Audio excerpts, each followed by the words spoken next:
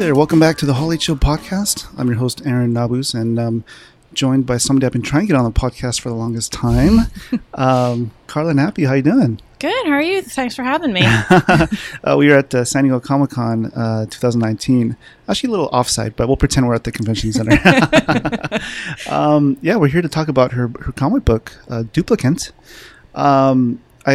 She was cool enough to let me look at a few PDFs of it, but it's available now. Well, is it available now?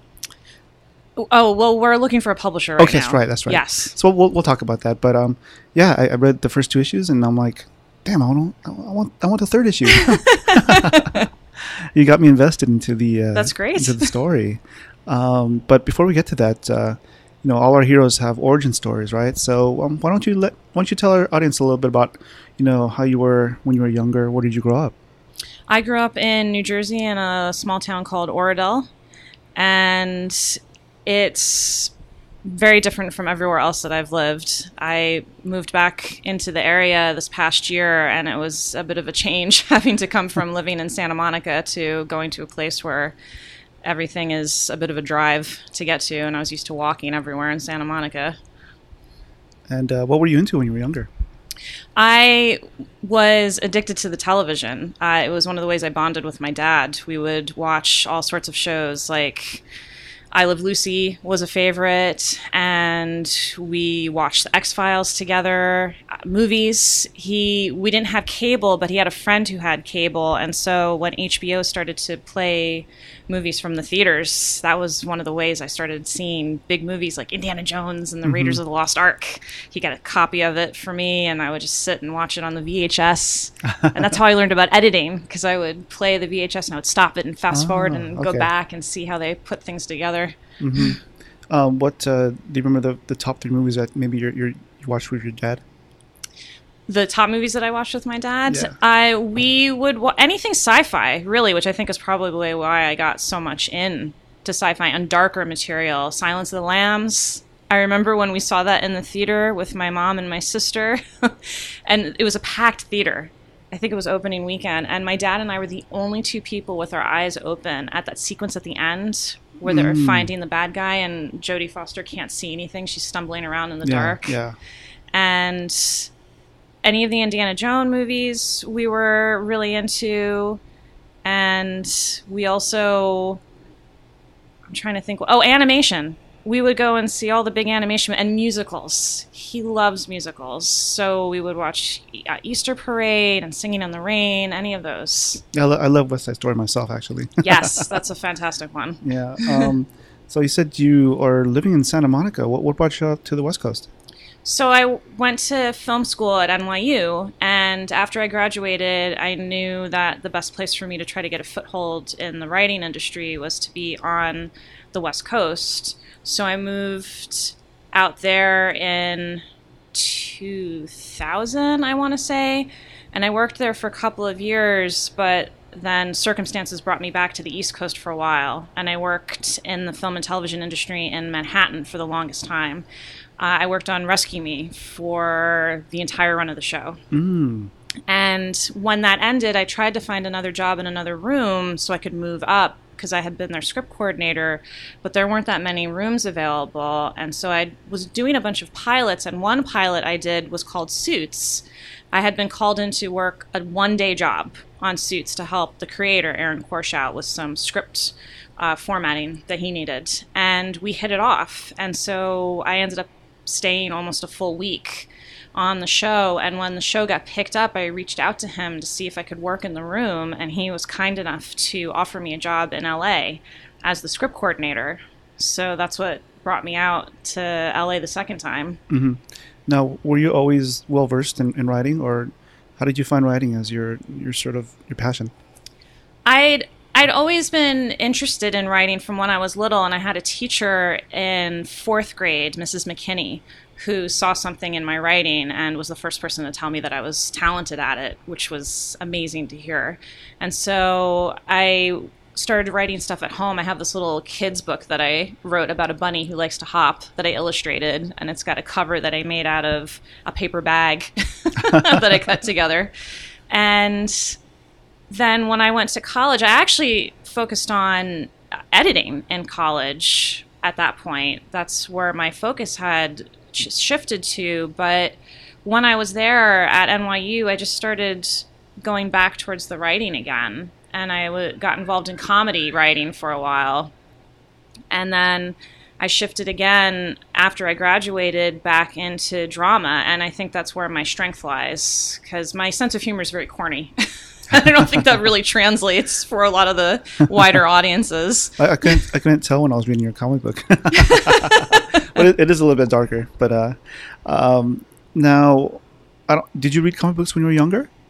I didn't read comic books when I was younger. Yeah, which is interesting. Yeah. You would think I would have been exposed to it at some point. I'm positive my father read a ton of comic books growing up, but no, I was always taken to bookstores when I was younger, and so I've been an avid reader since I was little, but all the kids' bookstores that I was exposed to didn't have comic books in them, and I don't know if that was just they were lazy about what they sourced or what the deal was, but when I lived in LA the first time, I actually lived right around the block from Meltdown Comics. Oh, okay. So I was very aware of that bookstore, and I would spend time in there sometimes. But I didn't think that it was something I could write until I moved back out the second time, and I knew that it was a type of writing that I had no idea how to do, and I knew I needed to be educated about it, and that's what brought me back to Meltdown again to take the writing class I took with Jim Higgins, which is where I workshopped the first issue of this comic. Right. So, I mean, take me back to when you first thought that comic books would be a good medium to sort of tell your stories.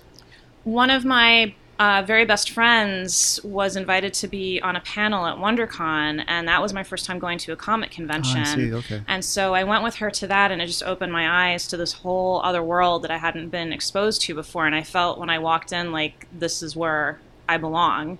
And I've just, over the years that I've been involved in the comic industry, it just feels like it's a much more welcoming place than I've had in the film and TV world. I've had moments of welcome in the TV world, but I've had nothing but open arms throughout my whole time in the comic industry. I think you were fortunate to sort of meet up with the Meltdown Comics, that group, and take the class with Jim Higgins, because I've gotten to know some of the other members like Ryland Grant and David Schrader's part of that, Stephen Prince, and all of them, and you're all awesome people that I've gotten to know, and I'm fortunate that David says, hey, I got my friend Stephen, you should probably have him on the podcast. So it's like a mutual thing where Ryland's been on it and he would recommend these people to be on the podcast, but at the same time it's like I'm so happy to have you on the podcast because we just have these awesome conversations, and I'm so happy to promote all the projects that you're all involved in. Well, I'm thrilled to have your support. It's like I said, it's this industry has been very welcoming for me, which is great, and being able to do something like this is like a dream come true. And Ryland and Stephen, I met in those classes, and we have a great relationship. We send each other our material all the time, so I get to see their scripts before they even get drawn. It's been amazing. Now, I guess we can shift the conversation to your comic book, Duplicant. How did you come up with this storyline? So, Minority Report is one of my all-time favorite movies. And I also saw this little movie a while ago called Repo the Genetic Opera. Now, I usually reference Repo Men when I talk about this movie about my comic as being Minority Report meets Repo Man, because that's the more mainstream version, and I think people recognize Repo Man better than Repo the Genetic Opera. But Repo the Genetic Opera is about the future where people are sick and they're getting transplant organs that if they don't pay them off, this Repo Man comes and in the middle of the night will basically kill you to take your organ back. And so I thought, well, there's got to be a way to do my own version of this. And so that's where my idea for making a pilot script came from, was trying to marry Minority Report and Repo Men and my own vision of what the future would look like. And that's where Duplicate came from, which was my pilot script. And I decided I wanted to adapt it into a comic. I thought I was just going to do a standalone issue on my character Pamela, who's featured in the first issue. But I realized in workshopping with Jim in the class and then doing the long form class that he did next with all of us, Ryland and Steve and I, and Tony Fabro and a bunch of other people, that I could create this into an actual series.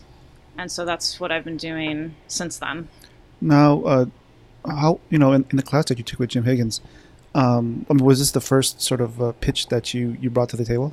It is the first pitch that I brought to the table. I've been very lucky that it's been able to become something and it wasn't a pitch. Because a lot of times when you do a pitch, sometimes your first thing is just a stepping stone and it doesn't actually turn into anything. But this actually had meat to it, so I've been fortunate that I've been able to keep it going this way. Cool. Do you want to maybe go into some of the key characters in your story? Sure. So the story is set in the future during a pandemic of organ failure, and the lead character is Matt Travers. He's a scientist who has lost his family to the pandemic, and he creates the duplicate organs that save humanity from the pandemic.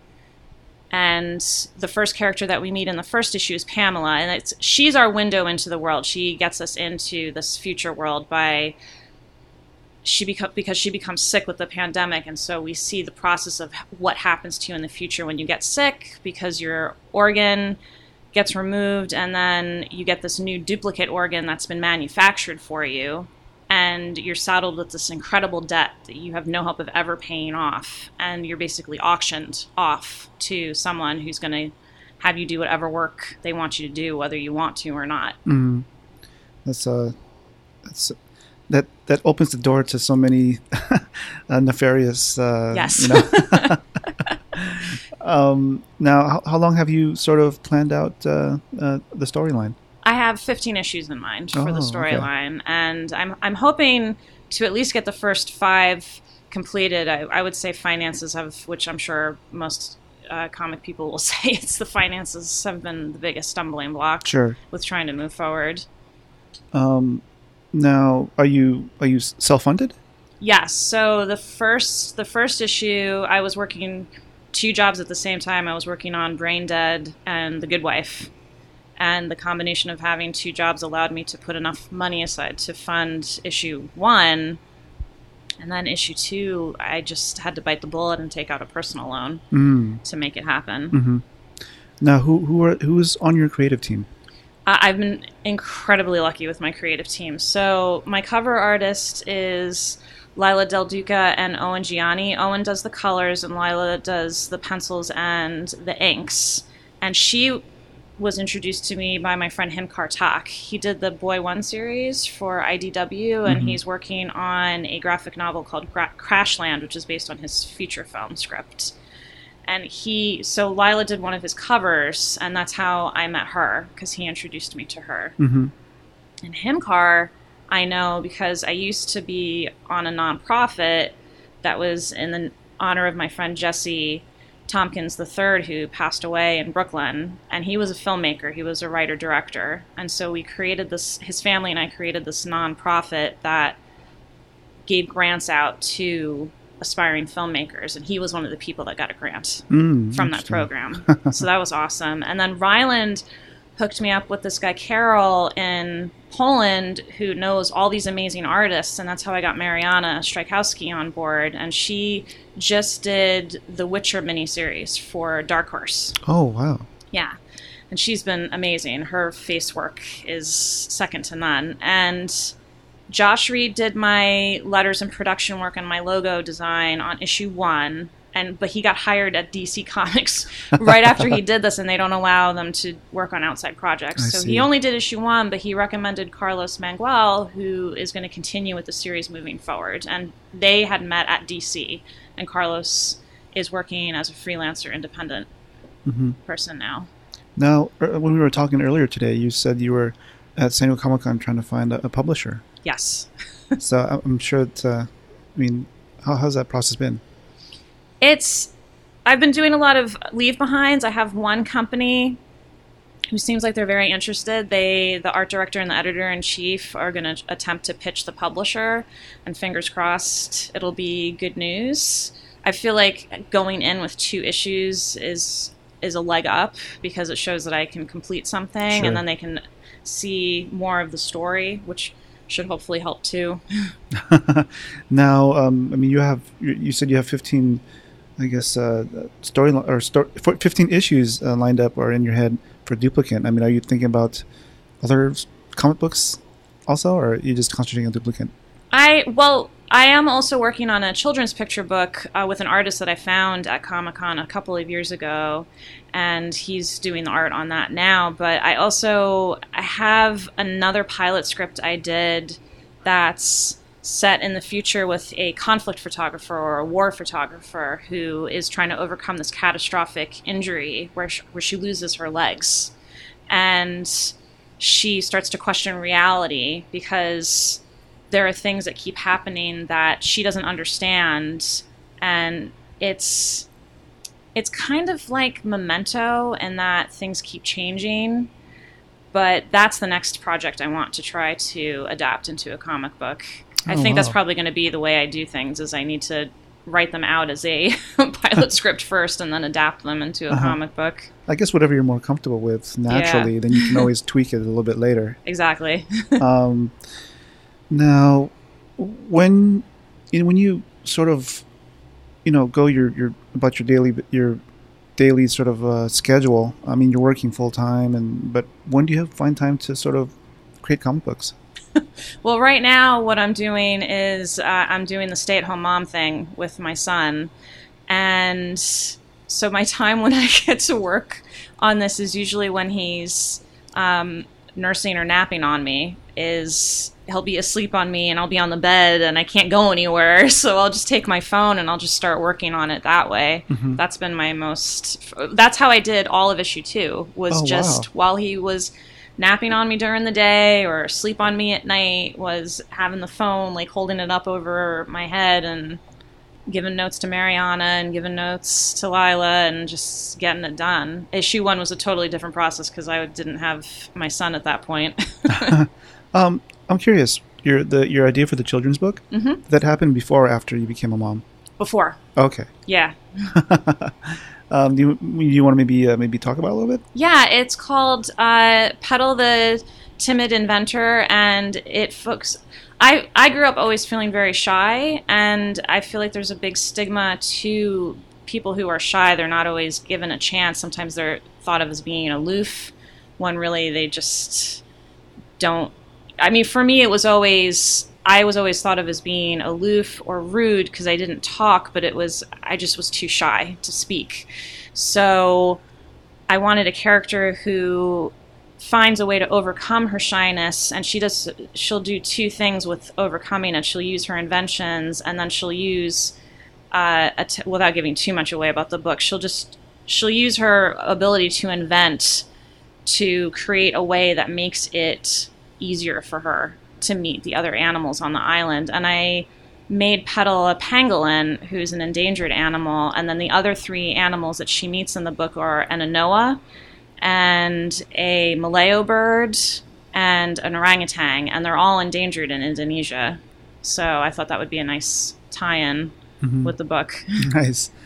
I guess we can do maybe a thunder round, is where we ask sort of a off the beaten path set of questions. If you were a color, what would you be? I would be purple. Purple? Yeah. Why does that color stand out to you? Which comes back to me with writing. When I was in kindergarten, I wrote a poem about this purple dress that I loved.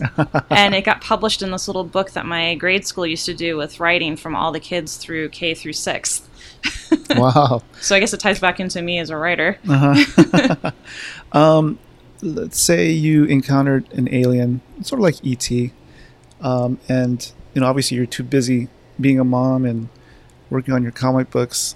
What 3 movies do you want to maybe put in front of this alien to sort of babysit him while you're taking care of your other tasks? Well, the first movie that comes to mind is Tangled, because that's my son's favorite movie right now, and it seems to keep him very occupied.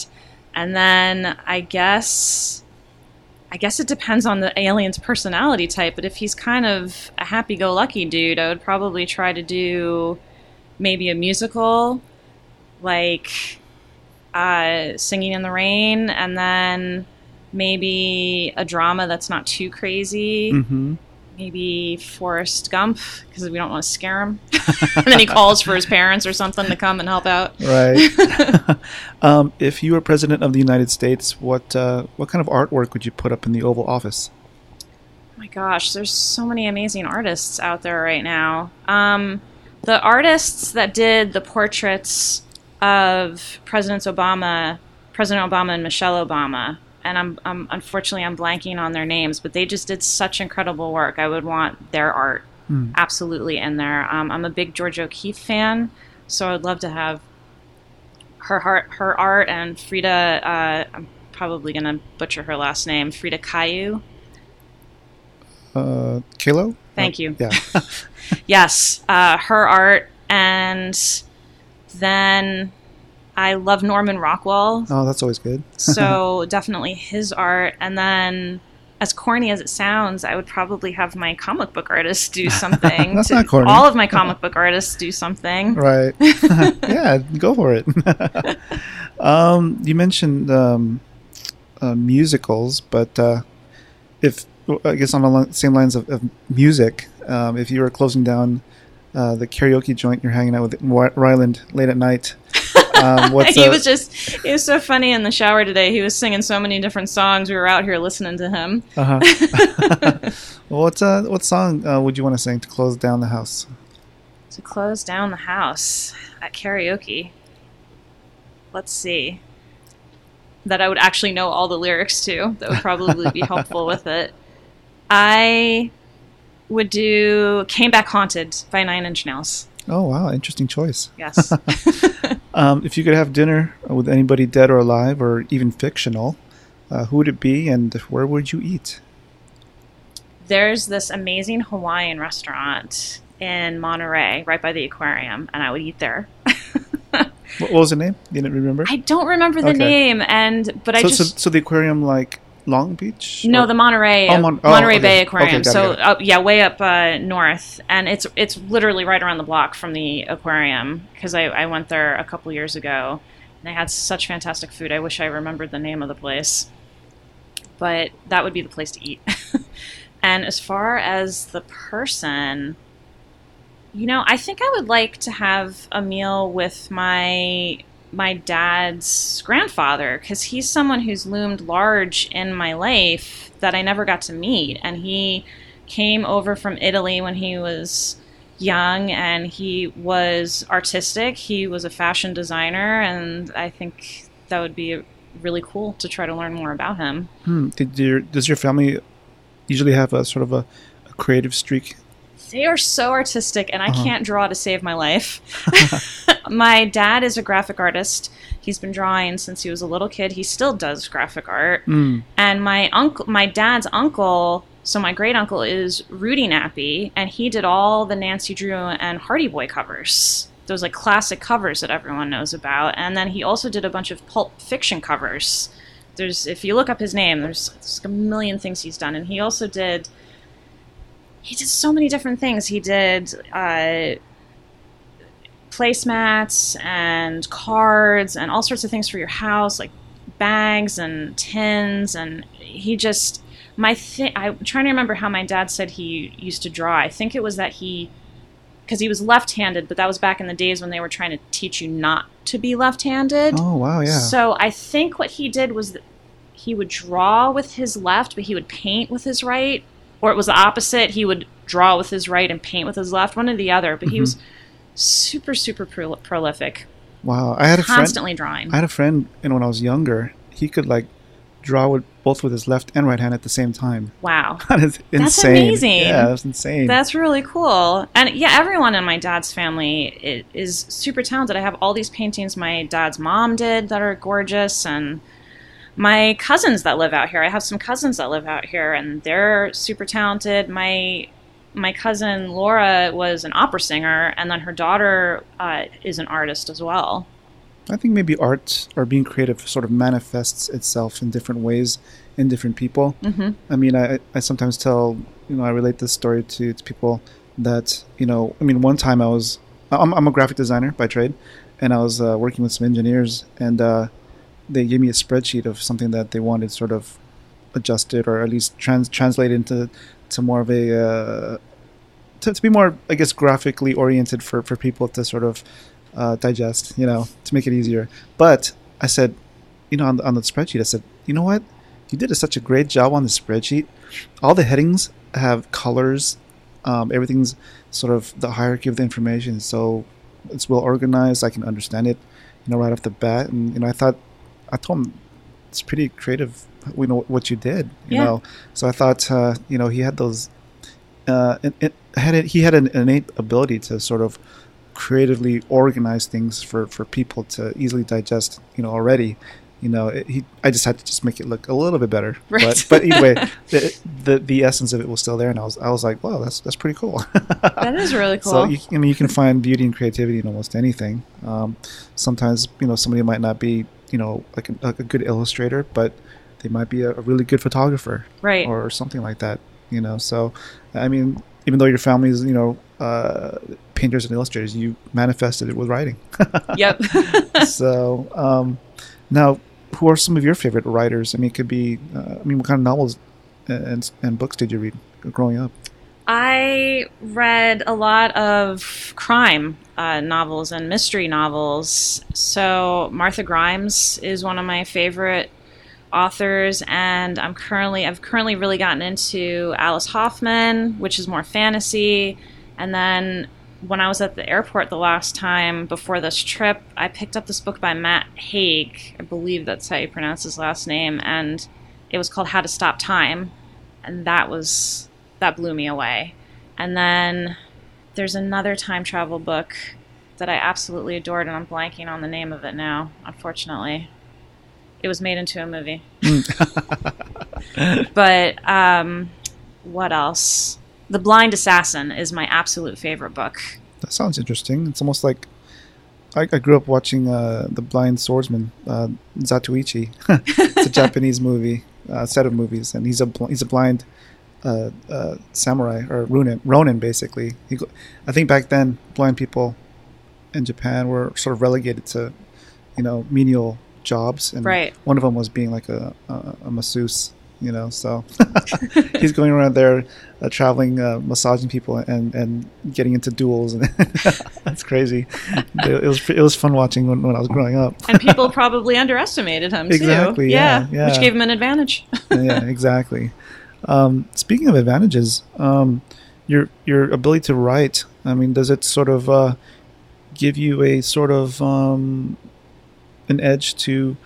I mean, obviously, it allows you to communicate better with your creative team, and also to, convey, what you're trying to say to your audience.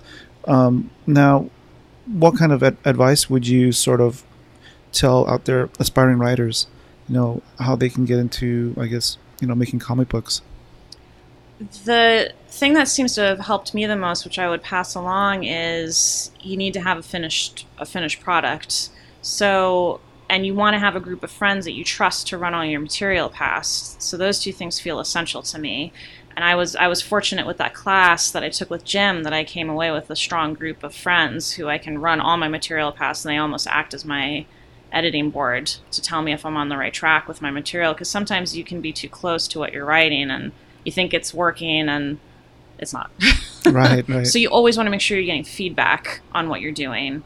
And then it's, like I said, I had 2 jobs that I did so I could fund issue 1, and then I, bit the bullet to take out a personal loan to do issue 2. It's sometimes you have to take those chances if you don't have an art team that's willing to work for a percentage down the road, which has its own pitfalls to it too. Sometimes you're not always going to get your art done in the time that you want because they're not getting paid. Mm-hmm. So I like being able to pay my team up front so they feel like they're valued. And I think that's important, to be able to make that commitment, because the publishers will see that you've made that commitment and they'll take you more seriously that way. Now, how much time passed between issue 1 and issue 2? There was a little bit of a lag between them because I had initially signed with a publisher right after I put out issue 1 that unfortunately didn't work out. And so we were caught in a contract, and it took a while to extricate ourselves before we could. But the minute that happened, which was last year, I got the loan, and then we got this issue done. So it's only been a year since that contract ended, and I was able to get the second issue completed. And production-wise, is there anything that you sort of improved upon the second issue over the first? Yeah, well, in the first issue, Mariana and I hadn't worked together before, and I hadn't made a comic from the beginning to the end before, so it was a learning process for me in being able to communicate with Mariana effectively what she needed to know. And because I had such a very specific vision of what I wanted this world to look like, what I realized was I didn't put enough reference images in my script for her to really to make sure that she really understood what I was looking for.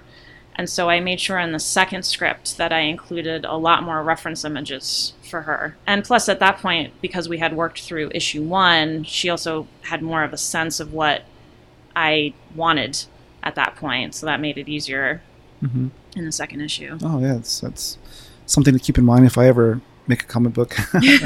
Make sure I have reference images or enough of them.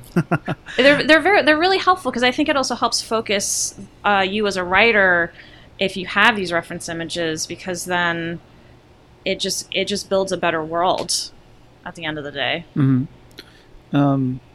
Now, where do you see yourself in say 5 years?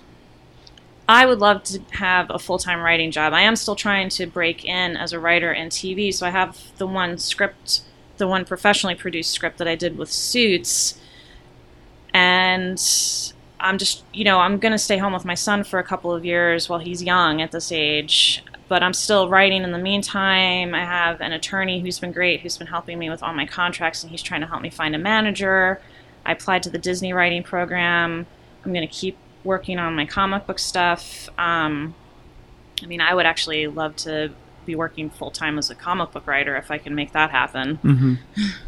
I'm impressed on how many avenues you're trying to sort of get into and just sort of find your niche and where you want to be. So it's I always feel like I didn't do enough of this when I was younger because I just didn't realize how many avenues you really have to go down to make sure that people see you, because there's so much talent out there. The people who stick with it the longest are the ones who have the most success. So you kind of have to not only be in it for the long haul, but also kind of be like, me. Right. So how did you make that adjustment from being shy to somebody who can sort of try to go after what you want?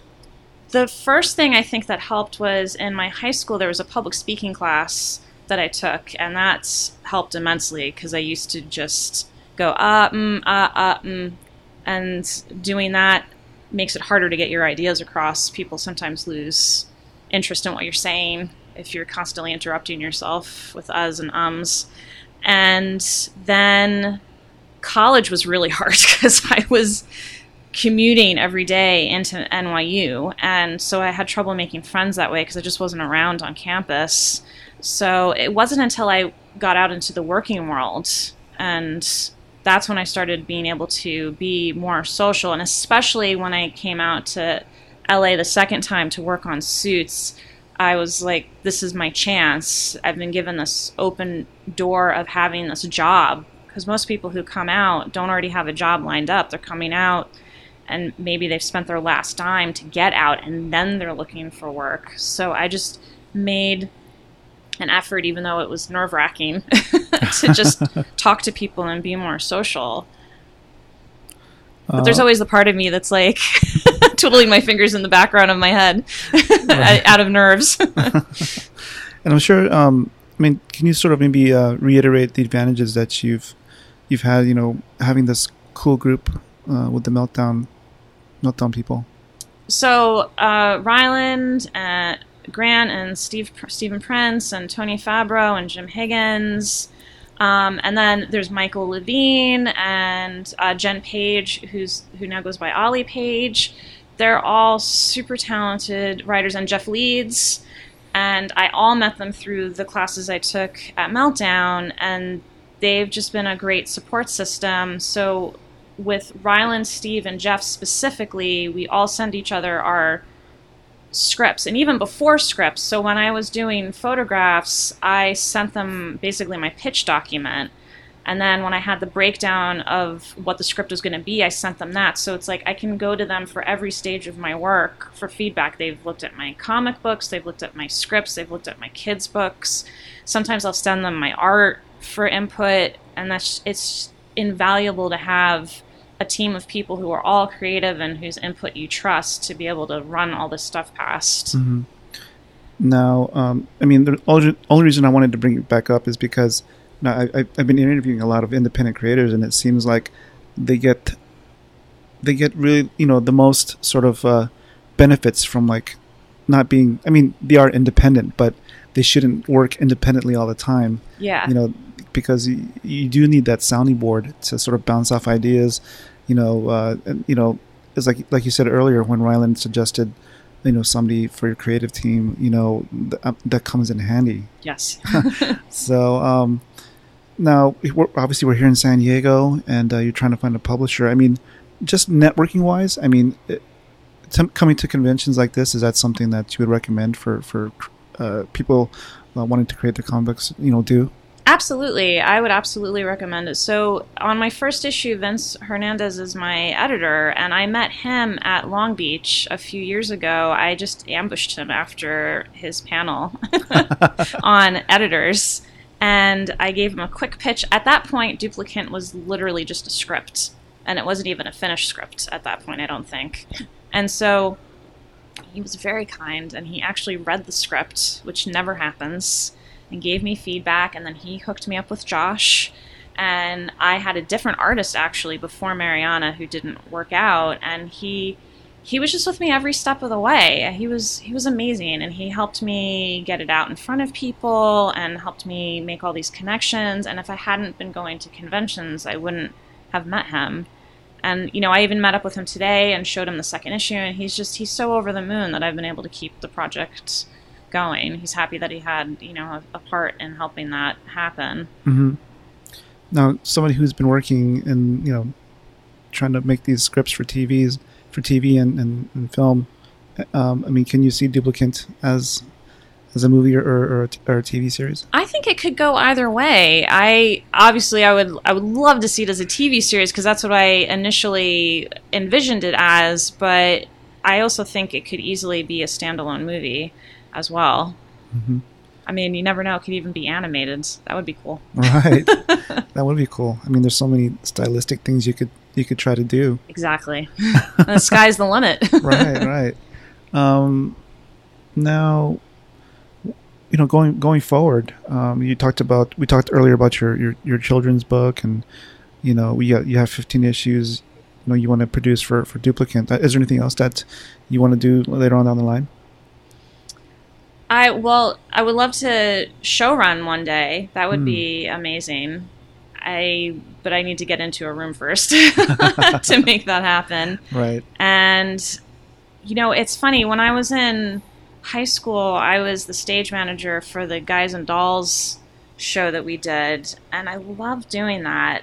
And it would be really cool one day to have a play or a musical on Broadway. But that's not something I've been working on, but that would be, if I can do what I want to do with TV and comics and children's books, then I probably would turn to plays next.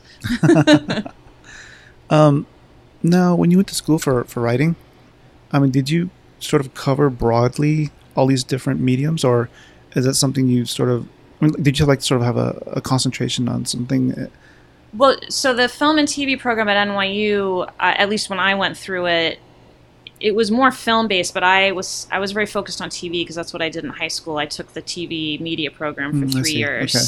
And so I was focused on trying to make TV more of what I did at NYU, and my counselor actively tried to get me to switch colleges because he felt like I was in the wrong school for TV, which I thought was bad advice.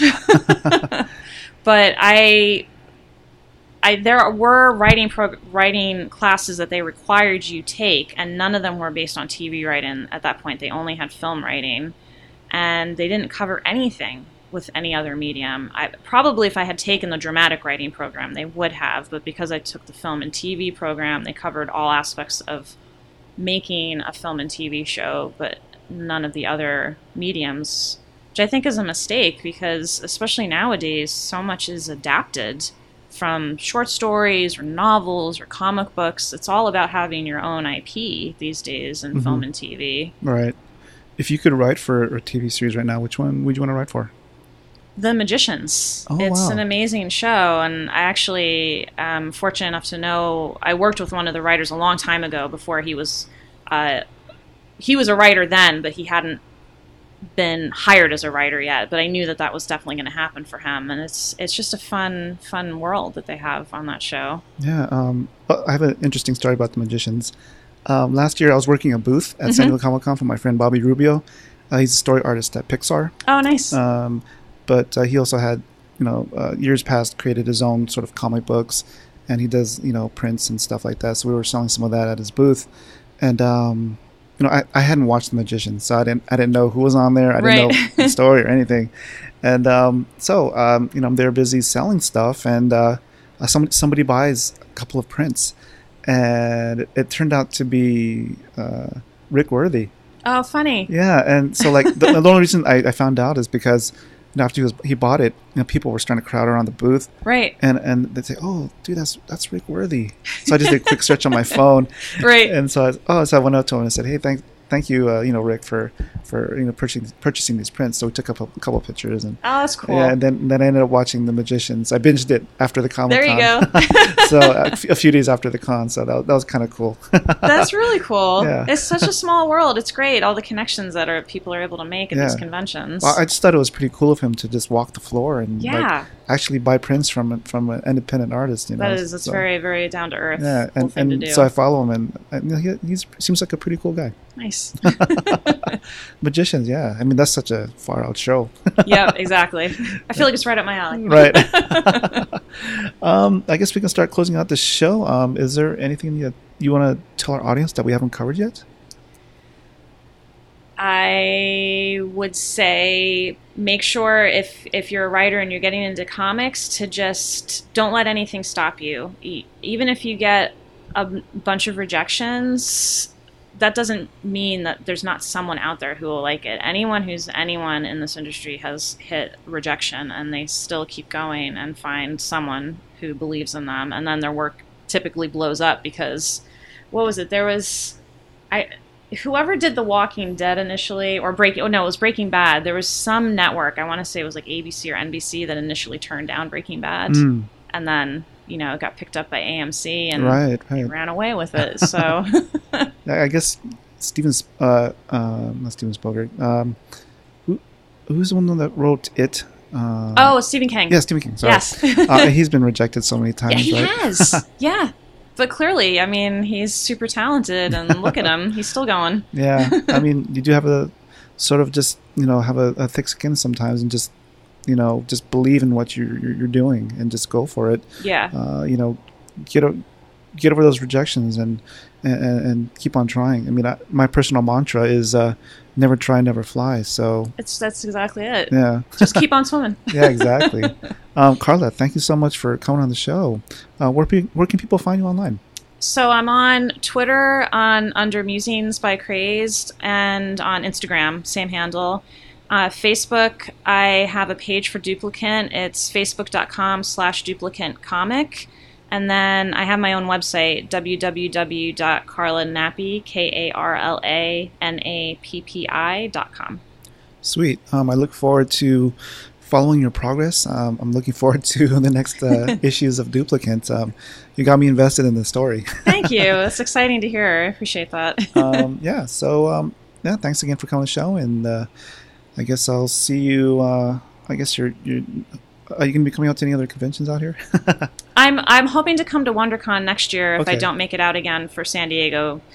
But since I have the pro badge, it definitely helps with being able to come to these. Awesome. Well, hopefully I'll get to see you there. Yeah, that'd be awesome. Okay, cool. And that's the show. Peace, cheers, and talk to you later.